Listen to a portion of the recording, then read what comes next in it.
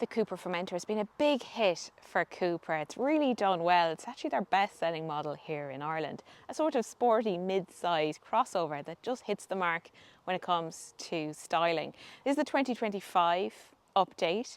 So a lot of the changes are here around the front, a few more on the inside, which we'll get to. It goes on sale from just under €40,000. What's most remarkable about this car is the engine lineup, because for 2025 it's quite extensive. Are you ready? There's a 1.5 petrol manual, then there's the same engine, mild hybrid automatic. There's a very high performance petrol, 2-litre TSI with 333 horsepower. And then there is a plug-in hybrid, 2 states of tune, one more performance oriented than the other. And then there's this, the 2-litre diesel, which you mightn't have heard quite a lot about, but I've been spending a week with this car to really get under the hood and find out, is the diesel Formentor a good buy? It's a good looking car, very striking, and this new front end brings it in line with other Cupras, the new face of the brand, like the latest Leon, the Tavascan, and also the Terramar. You've got this new triangular light signature in those lights and this big mouth area underneath, so it's quite sporty and aggressive, and they're very distinct badging as well. This is a special colour, it's called graphene grey. You can get 18 or 19-inch alloy wheels. There's a great selection and you can spec up as well. This one's on 19-inch.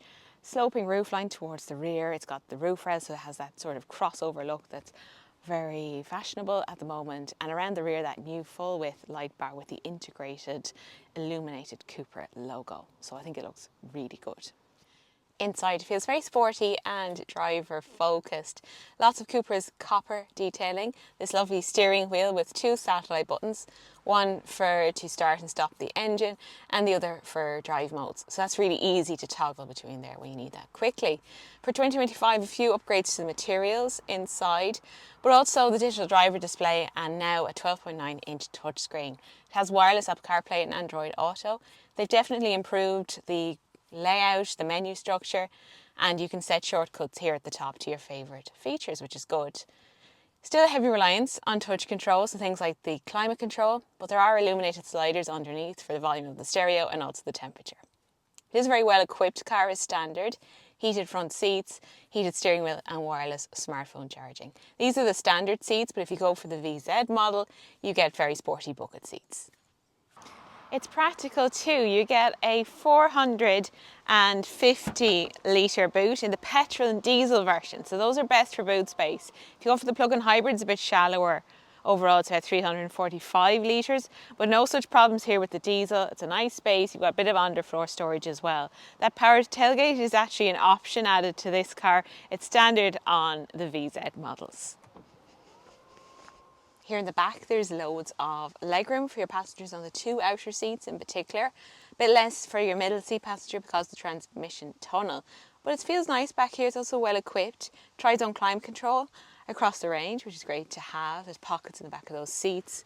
There's also this armrest with some cup holders, and that hatch opens through to the boot. They've also put ISOFIX on the 2 outer seats and also the front passenger seat.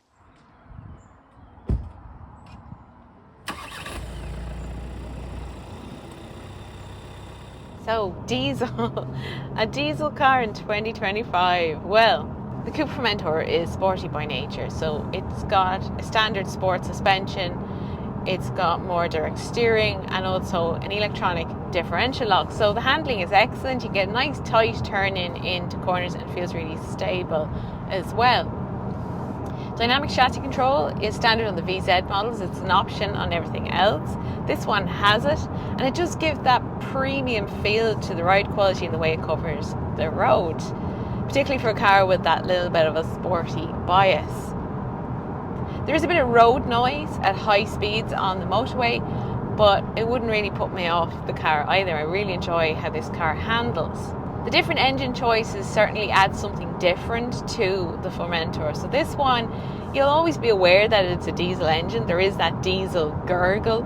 You'll hear that. It'll remind you that it's a diesel engine. It's a 2-litre TDI, which is a very well-proven engine within the Volkswagen group.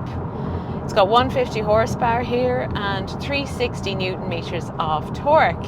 So it is torquier than those basic petrol engines, and you certainly feel that when you're overtaking or out on the motorway. So there's a nice robust feeling to that engine. It's also very smooth, shifts nicely with the 7-speed DSG automatic gearbox, so definitely not underpowered, and actually suits Formentor very well. You do have paddles behind the steering wheel if you want to get involved a little bit more, and quick access to the drive modes from that button on the steering wheel. There's comfort, there's performance, there's individual, where you can fine tune the dynamic chassis control a bit. If you want to make it a bit firmer and sportier, you can do that from there. There's no Cupra mode in the diesel. You do find that in some of the other versions of this car. 0 to 100 is 9 seconds, so it's plenty quick. But I suppose with a diesel car, what you really want is good fuel efficiency. So they say as low as 4.8 litres per 100 kilometres. During my time with the car, I've been seeing between about 5.6 and 5.8 litres per 100 kilometres. And motor tax is €210 per year. So cars like this are good on those longer stretches. When you fill up this with a full tank, you'll see over 800 kilometres indicated range. And for some buyers, that's going to be really reassuring. If you do a lot of motorway driving, or you live in the countryside and you're always in the car, you're always on the road. So I think we can agree that diesel is not for everyone, but for some drivers, it's still a really good option. And very nice in this Formentor, because you have a car that handles nice and looks really good as well. This goes on sale from just under €40,000. If you want this diesel automatic, you're looking at closer to €45,000, but not a huge premium in price over the petrol automatic of this car. The plug-in hybrid is a little bit more than this. Plug-in hybrids do have their benefits as well, particularly if you're a town and city driver and you can charge up your battery. And the new plug-in hybrids have a longer range than they did before as well on the battery power. They have bigger batteries, so that could be an option as well. But it's been great to spend time with this diesel Formentor. You can read more over on changinglanes.ie, and I left a link in the description below the video. So thanks for watching, and I'll see you soon.